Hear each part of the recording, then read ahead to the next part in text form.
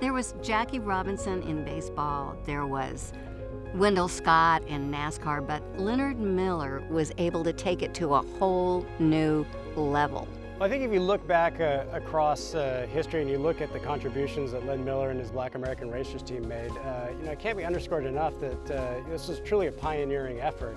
They're doing something that simply wasn't done at this scale, at this level previously, by Black Americans. The cars ran at 140 or 150 miles an hour, inches apart.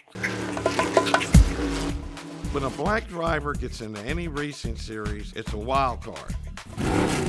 Whites couldn't even perceive blacks in auto racing, especially at the top levels. We were proud to run as Black American Racers. They had a mission to try to break the race barrier in racing.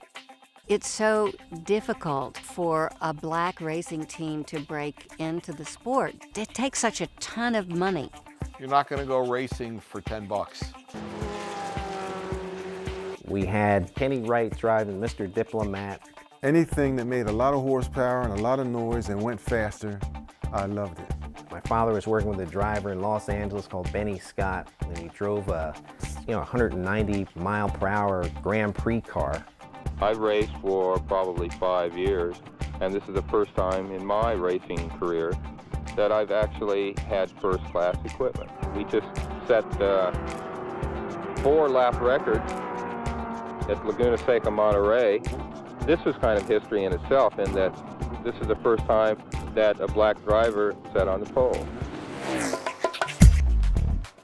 Articles were written in magazines such as Auto Week, Car and Driver. Of course, Ebony Magazine did a feature on Benny, which I think was very solid. And I was like, wow, these guys are in Playboy magazine.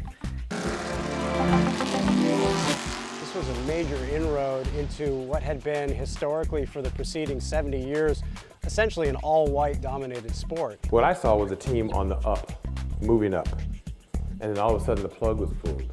So you pull the plug, why?